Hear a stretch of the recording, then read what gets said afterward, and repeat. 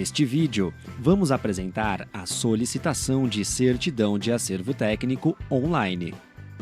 Antes de iniciar, digitalize todos os documentos necessários. Para solicitar sua certidão de acervo técnico, identifique os arquivos com os nomes dos documentos. Pode ser feito mais de um upload para cada tipo de documento solicitado. Assim, se o documento for maior do que 10 MB, o tamanho máximo permitido, ele deverá ser dividido. Para iniciar a solicitação, acesse o site www.creasp.org.br e clique no link CreaNet. Em seguida, clique em Acesso ou Registro de Profissionais. Preencha os campos necessários para acessar o atendimento web. O seu número CREASP com 10 numerais e sua senha. Após acessar o sistema, vá para o menu Solicitações e selecione a opção Solicitar acervo técnico para iniciar o seu requerimento. Agora, preencha este formulário. Aqui, você irá escolher o tipo de serviço solicitado. Neste exemplo, utilizarei esta opção. Preencha todos os campos obrigatórios para que você consiga concluir seu requerimento.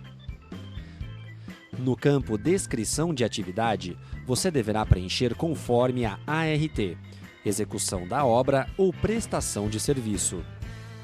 Continue o preenchimento. No campo Termo de Responsabilidade Técnica, leia todas as informações e, estando de acordo, clique em Li e Aceito as condições. Depois de inserir informações em todos os campos, anexe os documentos que você digitalizou, de acordo com o campo específico de cada um. Os arquivos devem estar legíveis e válidos. Aqui será obrigatório o upload da ART, constando a assinatura do profissional. Caso você tenha iniciado o preenchimento do formulário, mas não teve tempo de concluí-lo ou de anexar os documentos, clique no botão Salvar rascunho para salvar o processo e concluí-lo depois.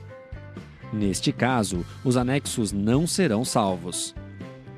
Após preencher todos os campos e fazer o upload de todos os documentos obrigatórios, clique na opção Confirmar. Observe que já foi gerado um número de protocolo. Após finalizar seu requerimento, o sistema gerará um boleto de taxa para pagamento no banco. Após 48 horas, em média, o banco envia os dados de pagamento do boleto. Seu requerimento, então, é enviado eletronicamente ao CREA, que vai analisar o seu pedido e informá-lo sobre as fases da análise até sua conclusão. Após 72 horas do vencimento do boleto, se o banco não confirmar o pagamento, uma notificação de cancelamento da solicitação será enviada para você via e-mail. Caso houver falta de documentos ou erro de preenchimento, você receberá um comunicado por e-mail. Acesse novamente o formulário para corrigi-lo ou anexar documentos, conforme solicitado pelo CREA. Você também pode acompanhar o andamento do seu protocolo pela internet, clicando no menu Solicitações e, em seguida, Acompanhar serviços solicitado. Caso a sua solicitação for deferida, o CREA comunicará por e-mail que sua certidão de acervo técnico está disponível para impressão, por meio dos serviços online. Neste caso, o atestado apresentado já estará vinculado a ela e não precisa mais de carimbo nem chancela. Ou seja, não há necessidade de comparecer em uma das unidades de atendimento.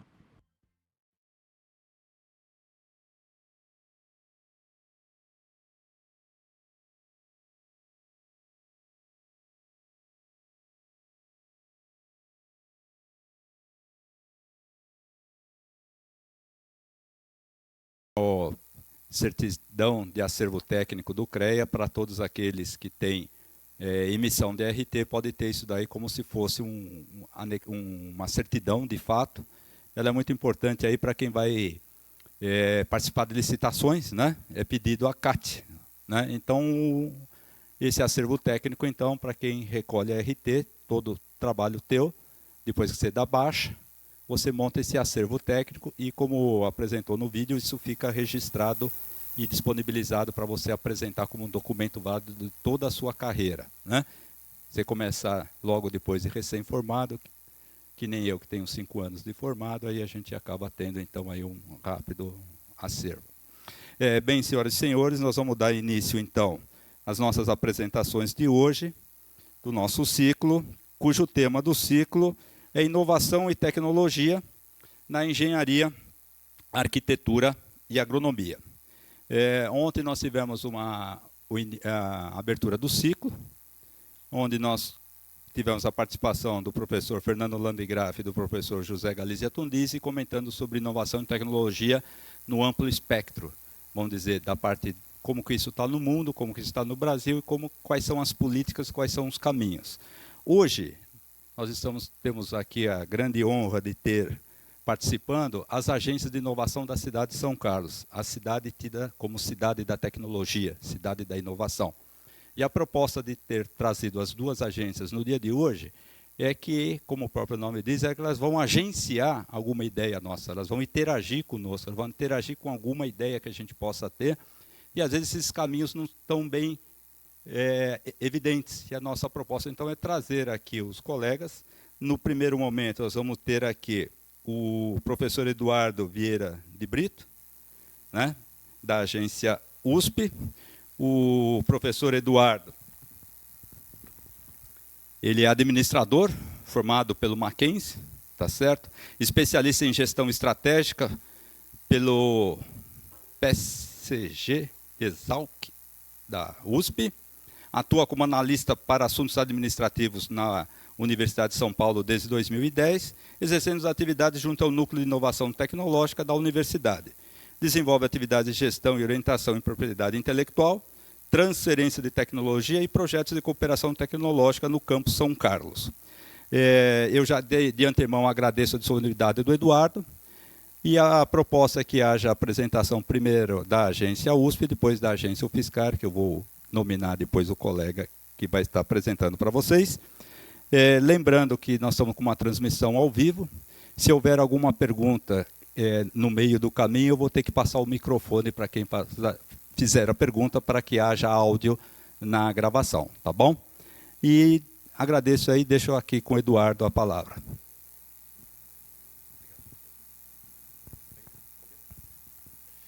Bom, boa noite a todos. Muito obrigado, Douglas, pela apresentação. Como o Douglas disse, meu nome é Eduardo Brito. Atualmente eu faço parte da equipe administrativa da Agência USP de Inovação. Atualmente eu sou responsável pelo Polo São Carlos. E a Agência USP de Inovação, que atualmente é coordenada pelo professor Marcos Nogueira Martins, que é o atual diretor do Instituto de Física de São Paulo. E a vice-coordenadora da Agência de Inovação é a professora Gessiane Ortega, da FEA de Ribeirão Preto. Então, aqui hoje eu estou representando a coordenação, a pedido, né, da coordenação da Agência USP de Inovação. A ideia para essa apresentação de hoje, né, e eu agradeço pelo convite, toda a organização do evento, é apresentar um pouco a Agência de Inovação. Então, o que é que essa Agência de Inovação tem à disposição para os alunos da universidade, para os professores e para a comunidade externa também. Então, como cada um desses públicos pode interagir com a Agência de Inovação, mostrar um pouquinho dos resultados. Então, se nós fazemos aquela atividade, qual é o resultado atual? E também como é que nós podemos formatar uma colaboração universidade-empresa para desenvolver algum produto, para desenvolver algum processo. Então, vou passar por esses 2 pontos. O que a Agência de Inovação faz e, depois disso, como que vocês podem interagir com a Universidade de São Paulo. Por exemplo, um convênio, um contrato, uma consultoria de algum professor. Então, vou mostrar isso passo a passo. Como identificar qual é a modalidade, a roupagem jurídica mais adequada para uma colaboração de vocês com a Universidade de São Paulo.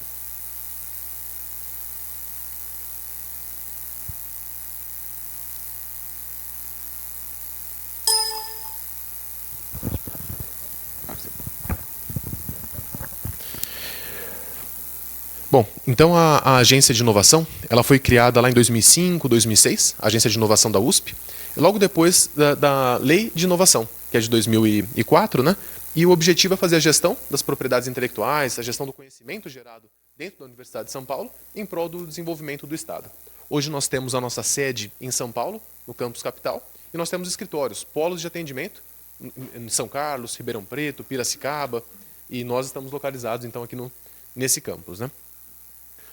Eu vou passar um pouquinho por cada uma dessas atividades, um slide para cada atividade.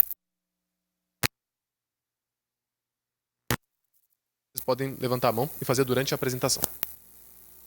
Então, o primeiro ponto que eu queria contar para vocês é que uma atuação bastante grande das agências de inovação é na proteção das propriedades intelectuais. Quando um pesquisador nosso, um professor, um aluno, um técnico de laboratório desenvolve uma propriedade intelectual, pode ser um programa de computador, pode ser um equipamento, pode ser um novo processo industrial. A agência de inovação tem um fluxo para receber essa comunicação de criação, proteger. Nós não queremos parar só na proteção dessa propriedade intelectual, nós temos que fazer a gestão disso e, ainda mais do que isso, contactar empresas que têm um potencial interesse na exploração comercial dessa propriedade intelectual. Então, nós costumamos produzir um flyer parecido com aquele ali e contactar essas empresas que têm um potencial interesse nessa exploração comercial. Hoje nós temos próximo aqui de 1.800 pedidos de proteção protegidos. Nós não queremos só proteger por proteger, porque isso gera um custo significativo, um custo administrativo, um custo financeiro também. Então, o nosso objetivo é licenciar. Nós queremos que essa tecnologia, que essa propriedade intelectual chegue ao mercado. Então, nós temos um trabalho grande na tentativa de encontrar empresas que possam explorar comercialmente aquilo que foi protegido. Então, hoje nós temos próximo de 60 contratos celebrados, contratos de licença, produtos que estão no mercado, e alguns contratos com uma, outros com 5 propriedades intelectuais, né? As empresas interessadas podem firmar com a USP contrato de licença exclusiva ou não exclusiva. E por que a USP faz isso? Por que a agência de inovação faz isso? Como eu disse, nós queremos fazer a gestão desse conhecimento em prol do desenvolvimento do Estado, de empresas mais competitivas, atendimento das demandas da sociedade. Então, um medicamento que é desenvolvido no âmbito da universidade, que hoje chega ao mercado, isso é uma situação de muita satisfação para a Universidade de São Paulo. Algumas empresas, elas não querem, quando nós abordamos para apresentar algo que foi desenvolvido lá dentro, elas não querem algo pronto. Elas querem algo que está customizado, que foi adaptado exatamente de acordo com a necessidade dela. Então, ela não quer exatamente aquilo que nós apresentamos. Então, nós podemos formatar um instrumento de pesquisa, desenvolvimento, para desenvolver aquilo que a empresa precisa. E metade da apresentação vai ser exatamente sobre esse ponto. Eu vou passar um pouquinho sobre cada uma das modalidades.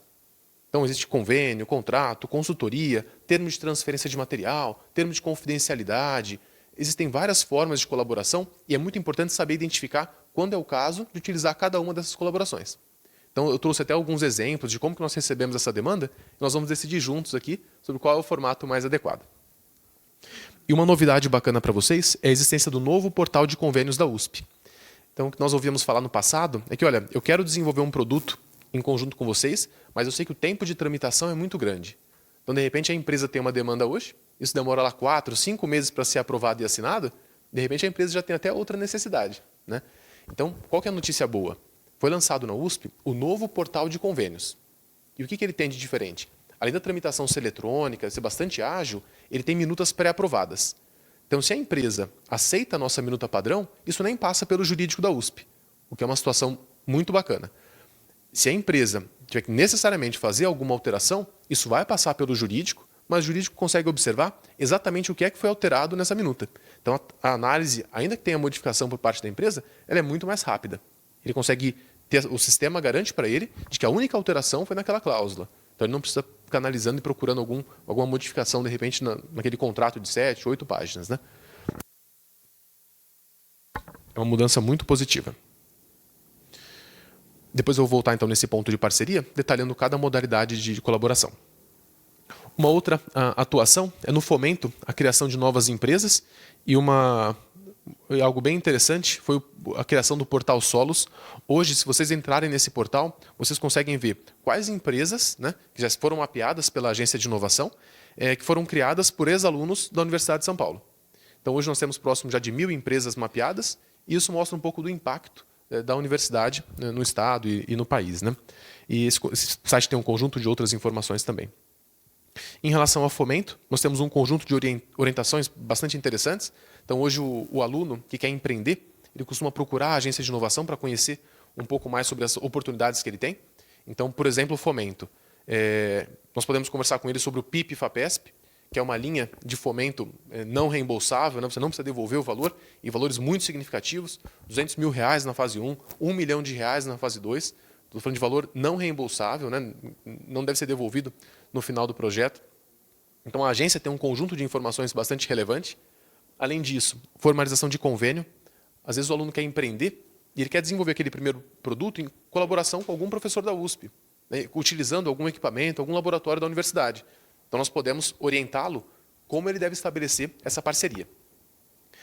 E nós temos alguns casos também de aluno que ele passou ali pelo doutorado, ele desenvolveu algum produto, algum processo, e ele empreende e quer explorar comercialmente aquilo que ele desenvolveu. Então, a agência pode orientá-lo. Como conseguir um fomento como o PIP, que eu comentei agora há pouco, da FAPESP, nós podemos orientá-lo como estabelecer o convênio e como licenciar essa tecnologia que ele desenvolveu. Então, formatar um contrato de licença para que ele possa explorar comercialmente aquilo que ele é um dos inventores. E nós protegemos por meio da agência de inovação. Um outro exemplo de fomento a essa criação de novas empresas, nós fizemos aqui no campus a oficina de inovação. Então, a agência de inovação, em parceria com a Escola de Engenharia de São Carlos, colocamos alguns desafios. Essa edição foi controle de infecção hospitalar e controle de vetores de zoonoses. E os alunos se formaram grupos e receberam um orçamento da agência para compra de materiais e desenvolver um protótipo de um produto, né, de como atacar um desses problemas. Então, foi uma experiência bastante interessante. Então, é a agência de inovação atuando para fomentar o desenvolvimento de novos produtos, criação de novas empresas. Uma outra atividade da agência também é essa disseminação da cultura de inovação, propriedade intelectual. É um pouco do que eu estou fazendo aqui hoje, mas tem também um conjunto de ações estruturadas. Então, tem a Semana da Propriedade Intelectual e Inovação, tem um conjunto de palestras falando um pouco sobre direitos e deveres em propriedade intelectual para a nossa comunidade interna, para a comunidade externa.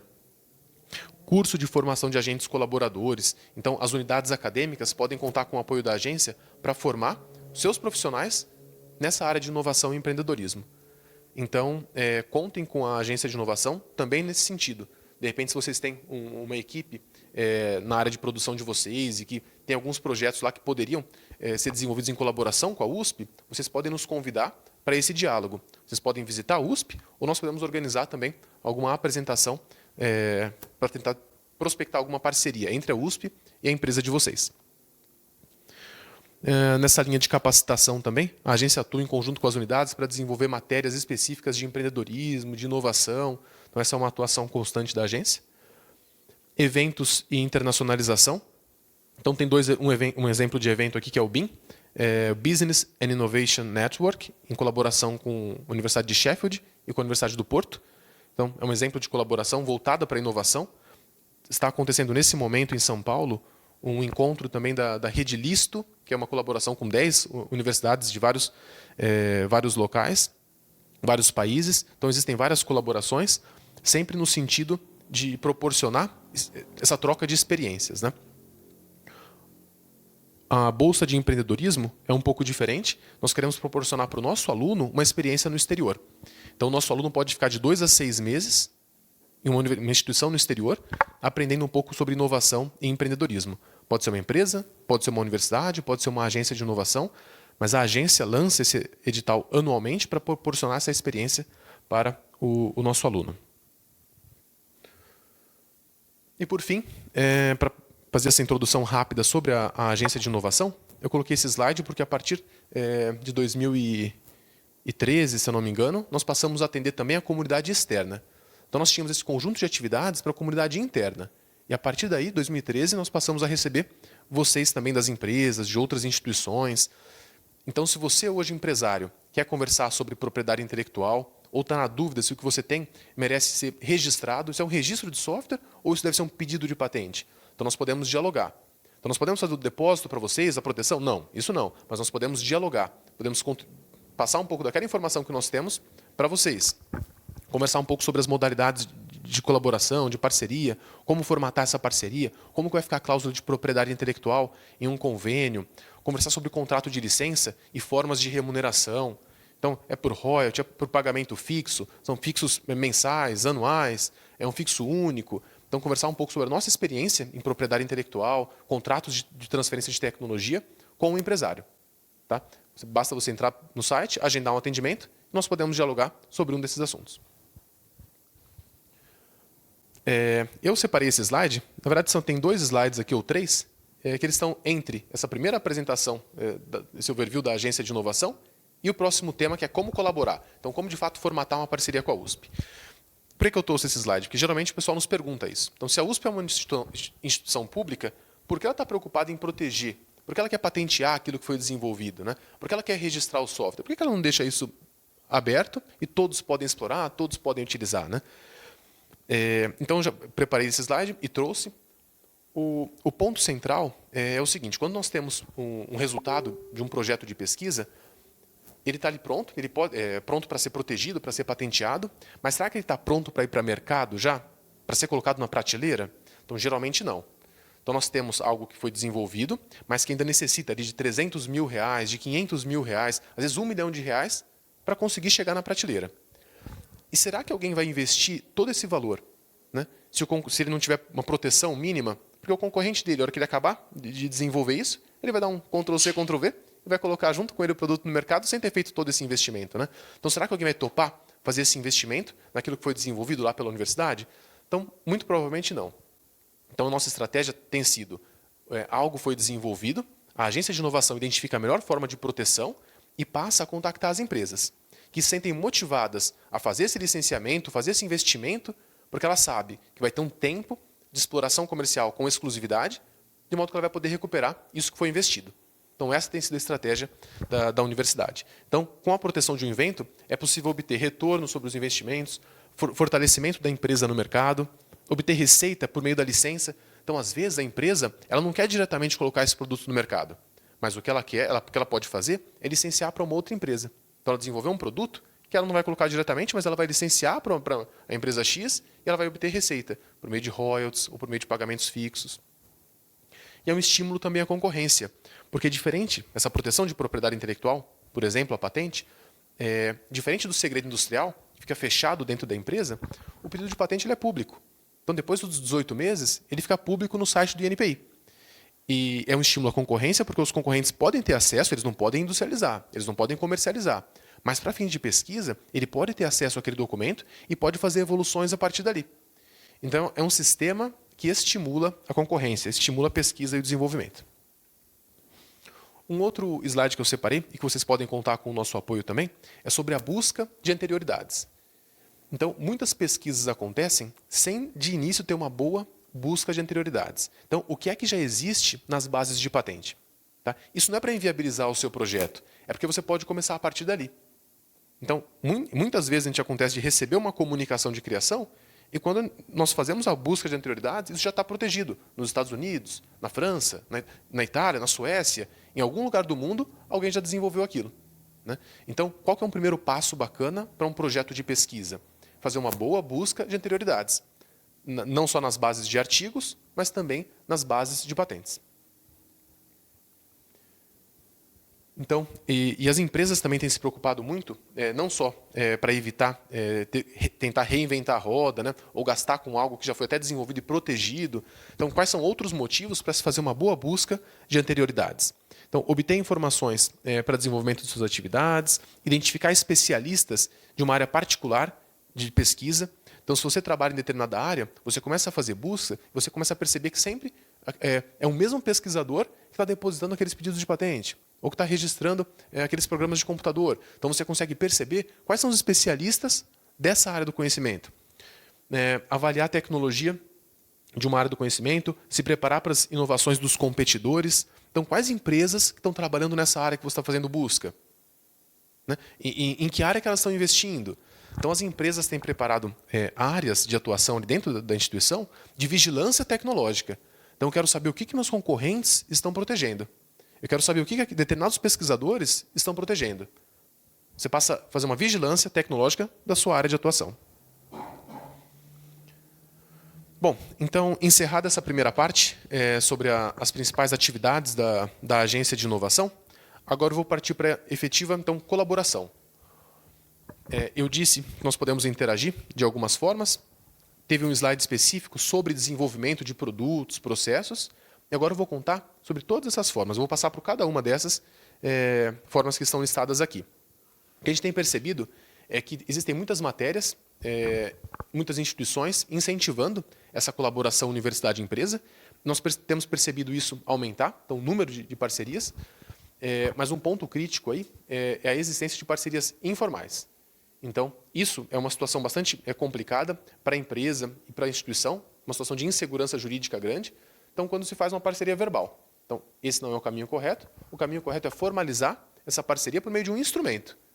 A denominação que nós vamos dar a esse instrumento, nós vamos ver aqui nos slides, mas o fato é necessário colocar esse objeto, as etapas, as metas, em um instrumento.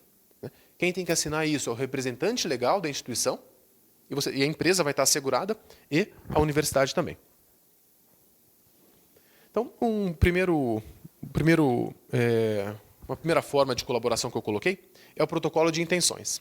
Então, definitivamente, eu não recomendo que se estabeleça, que se pense de imediato em estabelecer um protocolo de intenções, e eu vou dizer o porquê, mas eu coloquei aqui porque certamente vocês vão ouvir falar sobre essa modalidade de instrumento. É um tipo de instrumento que tem uma finalidade principalmente política. Então, duas instituições se encontram em um evento ou por conta de uma visita técnica e celebram ali um protocolo de intenções de que, no futuro, elas celebrarão projetos concretos de pesquisa e desenvolvimento.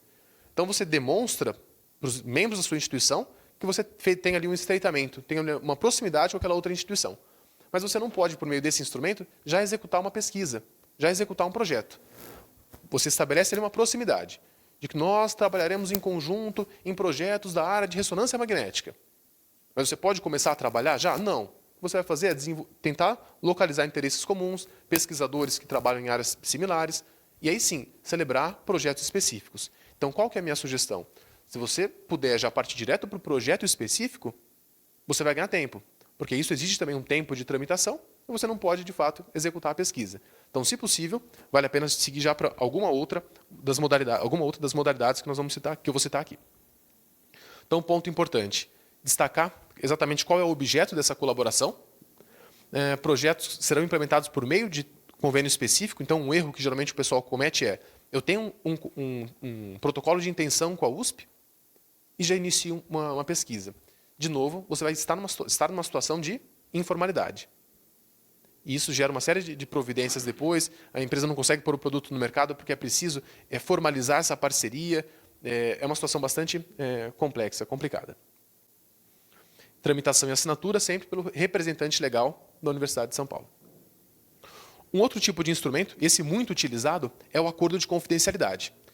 Então, vocês querem desenvolver um produto, um processo, vocês conhecem um pesquisador da Universidade de São Paulo e querem se aproximar dele. Mas já nessa primeira conversa vai ser preciso abrir um pouco do detalhe do seu produto, do seu processo, enviar para ele uma amostra. Né? Então, como você poderia se sentir um pouco mais seguro? Assinando um acordo de confidencialidade. E lá vocês vão indicar que tipo de informação vocês vão trocar. Qual é a vigência desse instrumento? Vocês vão dialogar por quanto tempo? Por 1 ano? Por 6 meses? E por quanto tempo ele vai ter que guardar sigilo em relação a essas informações? Então, a empresa vai guardar sigilo em relação ao que o pesquisador disser e o pesquisador vai guardar sigilo em relação ao que a empresa apresentar para ele. Não substitui o convênio, o contrato, porque o acordo de confidencialidade é para troca de informações. Para iniciar, de fato, uma pesquisa, um desenvolvimento, existem outras modalidades que eu vou citar daqui a pouquinho.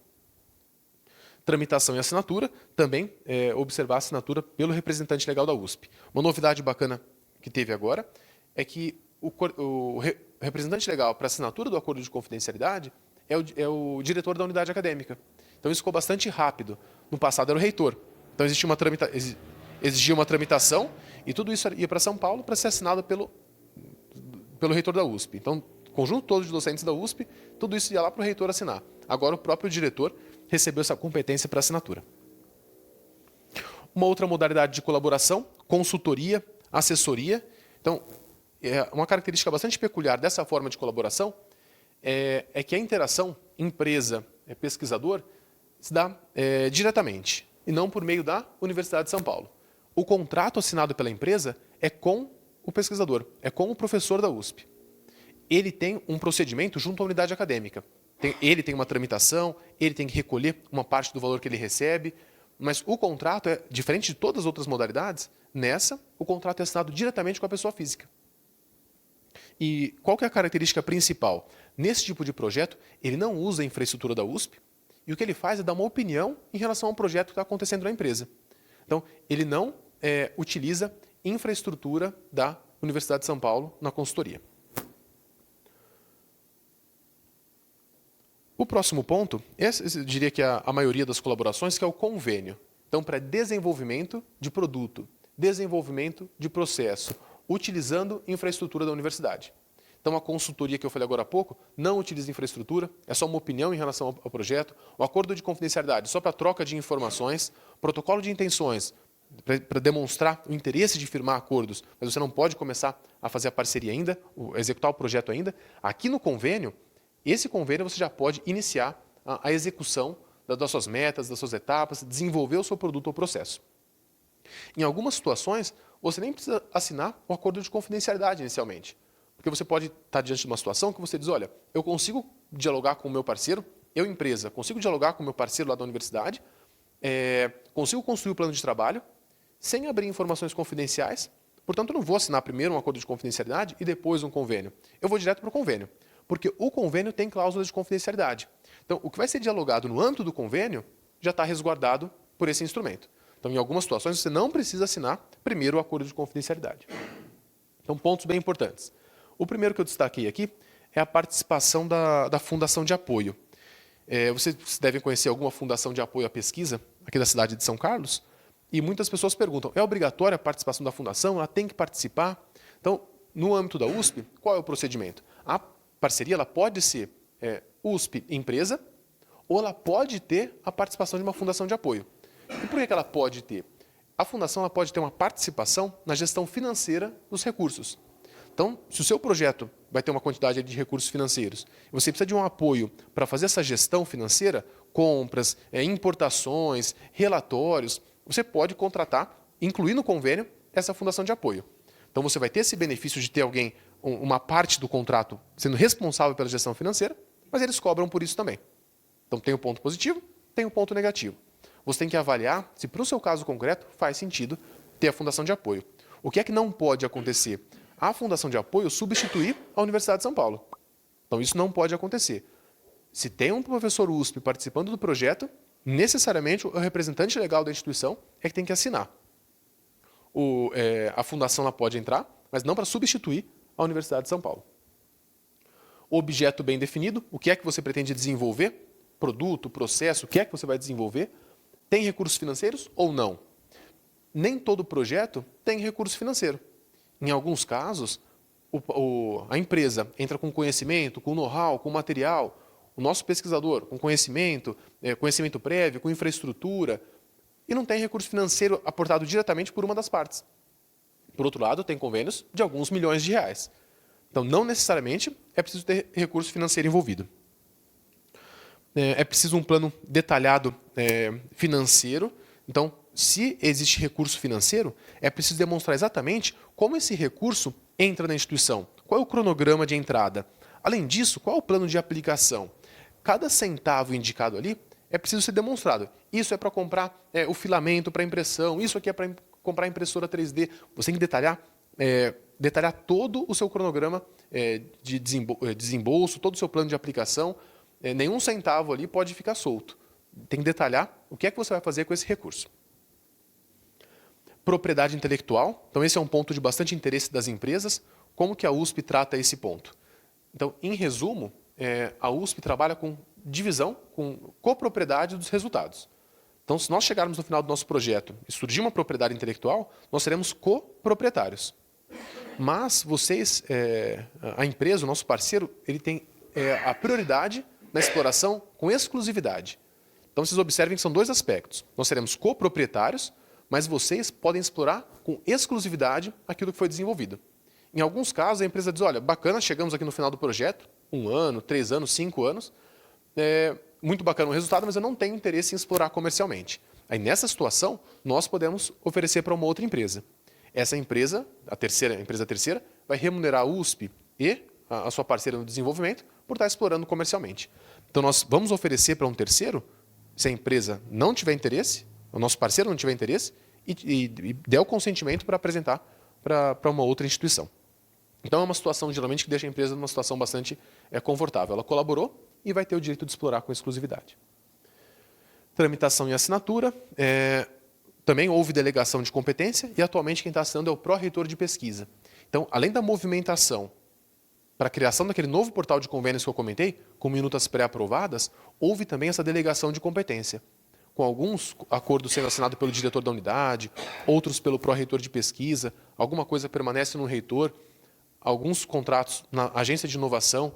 Essa descentralização trouxe bastante agilidade, bastante velocidade.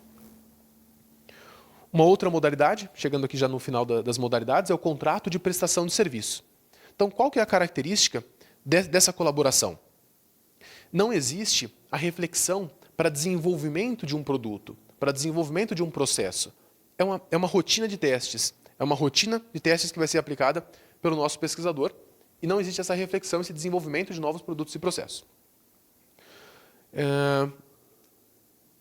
Uma característica do contrato diferente do convênio, então, é que aqui você tem o pagamento, você tem a remuneração, né? Você tem uma contraposição de interesses. De um lado, a empresa, que é o resultado daqueles ensaios, daqueles testes, e a universidade vai ser remunerada para isso. Então, você tem essa contraposição. Necessariamente, então, recursos financeiros, e não essa reflexão para desenvolvimento. Se nós encontrarmos essa palavra desenvolvimento no contrato, então, geralmente, isso é devolvido para algum ajuste. Olha, se tem desenvolvimento, não é um contrato de prestação de serviço. Então, essa é uma palavra bastante diferenciadora. Termo de transferência de material. Nós temos algumas situações que a empresa, antes de começar um projeto de pesquisa, ela quer mandar uma amostra do material. Então, antes de estabelecer um convênio, discutir sobre o plano de trabalho, orçamento, eu posso te mandar uma amostra para você avaliar essa amostra ou para fazer alguns testes preliminares? Então, você pode mandar essa amostra, mas nunca de maneira informal. É preciso estabelecer, em um termo de transferência, o que é que vai ser transferido, em que quantidade, né? Qual é o custo disso, se acontecer um acidente, de quem é essa responsabilidade. Então, tudo isso tem que estar estabelecido no termo de transferência de material. Então, nós não podemos atuar na transferência, mas com informalidade. É preciso estabelecer o instrumento. Essa modalidade nós também temos o modelo padrão de documento, o modelo padrão de minuta. É preciso descrever, então, de forma clara o material, a finalidade, a natureza e as responsabilidades, ônus, tudo isso tem que ficar bem estabelecido. E, por fim, as licenças. Então, em alguns casos, a empresa não quer desenvolver, ela já percebe que a USP tem aquilo pronto. Então, o que ela quer é estabelecer uma cooperação, uma colaboração, mas para simplesmente utilizar aquela informação que foi desenvolvida pela USP, aquele conhecimento que foi desenvolvido. Aí nós vamos celebrar um contrato de licença. Em resumo, ela pode ser essa licença exclusiva e não exclusiva. A exclusiva é aquela que o parceiro vai colocar o produto no mercado e somente ele vai colocar esse produto no mercado. Nós temos que fazer uma espécie de licitação para isso, então é um procedimento bastante complexo. O segundo é o que nós geralmente celebramos, que é o licenciamento não exclusivo. Aqui, quantas empresas nos contactarem, nós vamos celebrar o acordo, mas nos mesmos termos que nós celebramos com o primeiro. Então, aqui no campus, nós temos um caso que nós temos 5 contratos. Nós celebramos com essas 5 empresas o mesmo formato de instrumento, os mesmos valores e as mesmas condições. E quais são essas condições financeiras desse acordo? Se você perceber lá que no portfólio da USP, eu falei que nós temos próximo de 1.800 propriedades intelectuais, né, protegidas, de alguma forma, se você tiver interesse em explorar comercialmente, como que isso é remunerado? Como que a USP recebe para isso? Então, pode ser royalty. Então, nós podemos definir um percentual que vai ser aplicado sobre o faturamento líquido. Então, 5% sobre o faturamento líquido. Isso é bacana aqui para a empresa. O risco é pequeno. Então, se você não faturar, você não paga. Se você faturar muito, você vai pagar proporcional. E como as empresas querem faturar muito, geralmente elas não se incomodam com o fato de ser um percentual. Pode ser um pagamento fixo. Então, geralmente, na área de software, geralmente faz sentido. O pagamento fixo, ela explora por um período de tempo aquele programa. Pode ser um fixo mensal. Pode ser um fixo somado aos royalties também. Então, se você percebe que é preciso fazer um investimento, se a empresa tem que pagar um fixo, geralmente ela se sente estimulada, olha, eu estou pagando esse fixo, eu vou, de fato, investir para colocar isso no mercado, porque eu preciso recuperar esse investimento. Então, o fixo geralmente pode causar ali algum incômodo e fazer com que, de fato, o nosso parceiro faça pesquisa, desenvolvimento, para fazer isso chegar no mercado, né? Então, tem várias formas de remuneração. É claro que olhando na teoria aqui, a gente consegue perceber ali alguma diferença, né? Mas como que nós recebemos esse caso na prática, geralmente? Então, o empresário, depois de uma conversa como essa, ou o nosso pesquisador, depois de um evento lá que ele participou, ele nos procura e conta o caso concreto dele. E nós temos que ajudá-lo a identificar qual é o formato correto para aquela colaboração, né? E eu exemplifiquei isso de 3 ou 4 formas aqui, para vocês perceberem como que é o nosso trabalho, um dos nossos trabalhos lá na agência, né? Então, o exemplo 1 aqui. Uma empresa deseja desenvolver um novo produto em parceria com um grupo de pesquisa da USP. O projeto compreenderá a utilização de infraestrutura da universidade e não envolverá recursos financeiros. Então, qual é a modalidade de colaboração? Então, é possível desenvolver um projeto como esse em parceria com a USP? Entre aqueles que foram apresentados, qual que é a modalidade mais adequada? Então, o que eu usaria aqui para tomar essa decisão? Então, primeiro, a palavra desenvolver. Então, já não é um contrato de prestação de serviço, né? Já não é um contrato de prestação de serviço. Como vai utilizar a infraestrutura, já não é uma consultoria, já descartaria a consultoria. Ele tem todas as características de um convênio. Tá? Se eu encaixar de forma errada, isso vai bater em várias instâncias, vai ser reprovado e isso vai atrasar bastante o desenvolvimento do projeto, né? Então, um outro exemplo que eu trouxe, um grupo de pesquisa da USP deseja receber material de uma outra universidade do exterior para estudo. Não haverá trabalho conjunto, as partes trata-se exclusivamente de fornecimento de material. Então, você vê um material que vai ser fornecido, mas eu não tenho um plano de trabalho conjunto. Eu vou receber porque eu tenho interesse aqui na minha área de estudo. Então, eu usaria para tomar essa decisão essas informações aqui, receber material, não haverá trabalho conjunto. Então, melhor instrumento, um termo de transferência de material. Um outro exemplo, uma empresa deseja solicitar a colaboração de um grupo de pesquisa da USP na execução de uma rotina pré-definida de testes. Não haverá trabalho conjunto, a empresa irá remunerar a USP. Então você vê, não é um convênio, porque o convênio necessariamente tem um trabalho conjunto, um convênio, né? E nesse caso é uma rotina pré-definida de testes. Então eu usaria essas informações para tomar essa decisão. Isso aqui é um contrato de prestação de serviço. E, por fim, uma empresa deseja solicitar a colaboração de um docente USP com a opinião na elaboração de um projeto interno da empresa. O docente USP não necessita de qualquer tipo de recurso USP, então ele não vai usar equipamentos, laboratórios, um tanque de prova, e desenvolverá esse trabalho no seu home office. Qual é a modalidade? Então, eu usaria para tomar a decisão essa informação de que é uma opinião, não necessita de qualquer recurso USP, então, nesse cenário, é uma consultoria que ele vai prestar para essa empresa. Então, os 2 objetivos iniciais dessa apresentação eram contar um pouquinho o que esse órgão da USP presta como serviço para a comunidade interna, para a comunidade externa. É claro que em pouco tempo é preciso fazer isso correndo um pouquinho, né? Mas eu tentei contar as nossas principais atividades e colocar de forma prática, se nós podemos colaborar com vocês, empresários, com vocês, engenheiros. Então, como estabelecer essa colaboração? De forma objetiva, de forma prática. Então, tentei trazer algumas dessas modalidades e diferenciar uma da outra. É claro que é difícil esgotar cada um dos assuntos, mas se vocês tiverem qualquer dúvida, contem com o meu apoio. Esse é meu e-mail direto, vocês podem mandar um e-mail, nós podemos marcar uma conversa dentro da USP. Se vocês tiverem interesse em visitar algum laboratório ou conhecer algum tipo de pesquisador de alguma área, contem com o nosso apoio também para fazer essa prospecção interna lá. Então, qual o professor da USP que tem tal tipo de equipamento, né? Eu preciso de um microscópio eletrônico. Então, contem com o nosso apoio, porque nós conhecemos e temos alguma base ali de dados para ajudar vocês a encontrarem essa informação lá dentro. Bacana? Muito obrigado.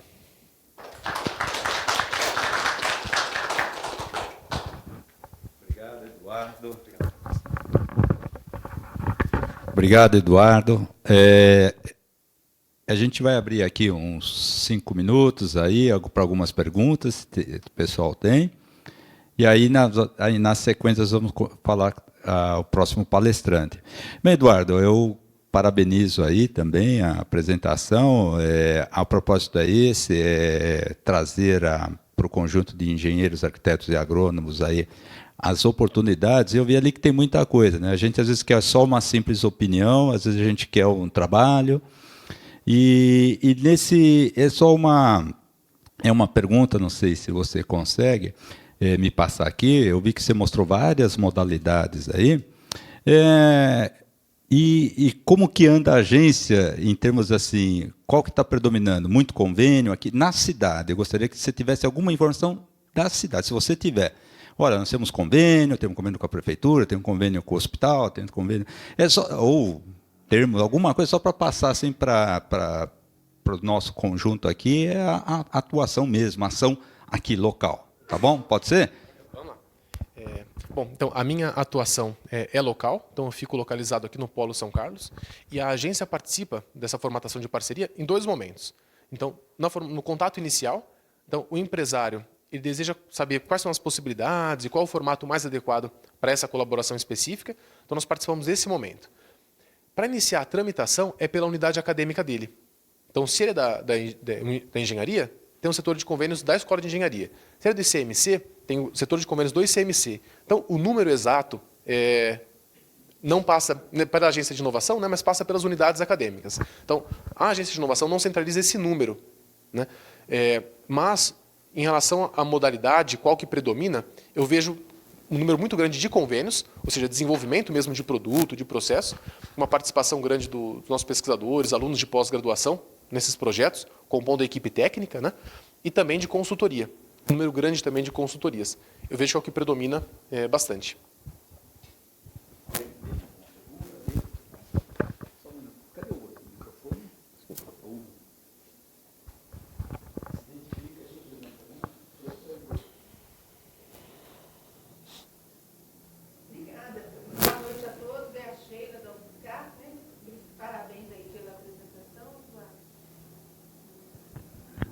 Parabéns aí pela apresentação.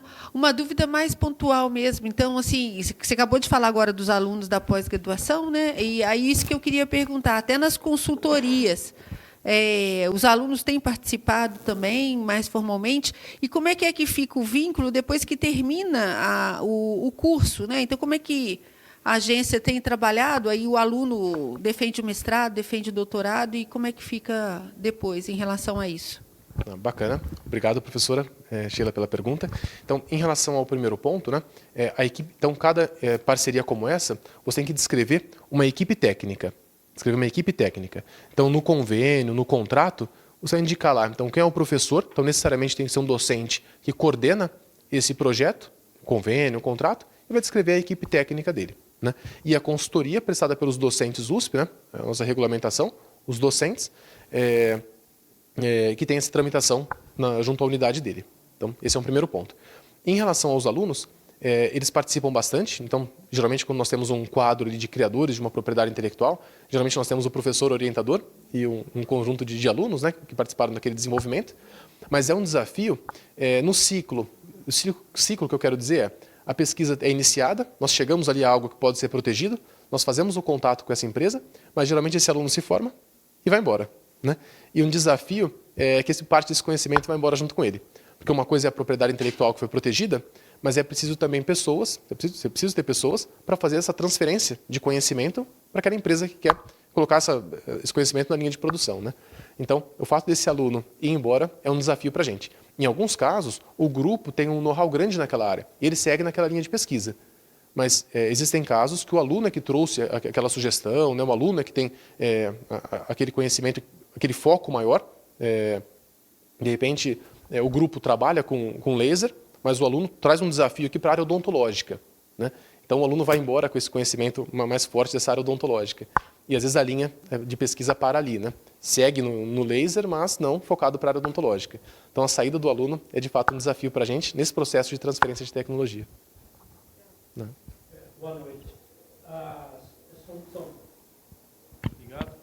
São 2 perguntas, mas eu acredito que bem rápidas. A primeira, a questão da confiabilidade, né? Confidencialidade. Que no ramo prático industrial é muito confundido com espionagem industrial, porque às vezes a indústria realmente tem essa preocupação. E como que isso está sendo tratado? Porque a documentação em si, você mostrou no slide lá, até um envelope carimbado, né? Mas muita documentação hoje é via eletrônica e está sujeita a algum tipo de problema. Como que isso é administrado? E a segunda pergunta está relacionada com a prestação de serviço.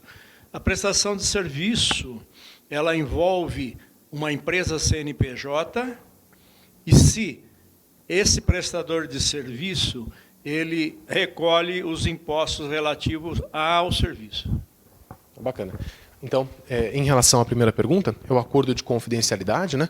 O que oferece uma segurança grande para a empresa é que ela está celebrando um acordo com a Universidade de São Paulo, né? E esse acordo, ele tem cláusulas, então, que você deve, cada informação que você manda, você deve marcar isso como confidencial. Então, pode ser um e-mail ou pode ser um papel, né? Você deve marcar isso como confidencial. E se acontecer, nós estamos lidando com seres humanos trocando essa informação. Se acontecer de vazar essa informação, existe a responsabilidade. Então, você tem a responsabilidade objetiva da instituição, né? Você pode ter uma ação regressiva contra o funcionário que agiu de forma incorreta, mas o fato é que a Universidade de São Paulo poderia ser responsabilizada numa situação como essa. Então, existe cláusula contratual para lidar com esse assunto, né? Então, essa foi a primeira pergunta. A segunda pergunta sobre o contrato, né? A agência de inovação, ela participa dessa classificação dos instrumentos, da redação, mas a operacionalização dos impostos, isso é feito pela unidade acadêmica, setor de convênios. Então, eu vou ficar te devendo essa resposta agora, mas você pode entrar em contato comigo e eu coloco o senhor em contato com a unidade acadêmica que for do seu interesse. Tá bem? Bem, eu gostaria de agradecer o Eduardo, né, pela presteza aí nas respostas e gostaria, então, de convidar o colega Rafael para preparar, enquanto a gente tem um coffee break aí, convido também a todos, tá? 10 minutinhos a gente já começa, tá? Pode ser? Pode ser, pessoal? Muito obrigado. Agradeço, Edu.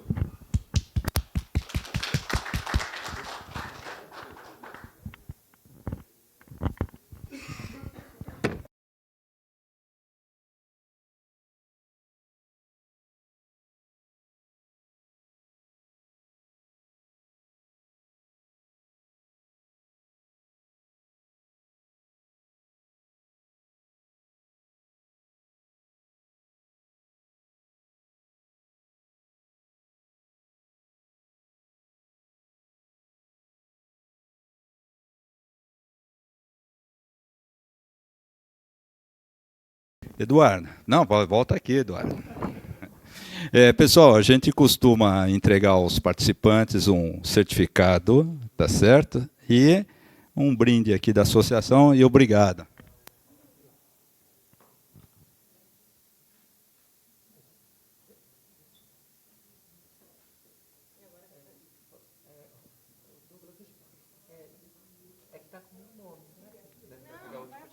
Não vai aparecer.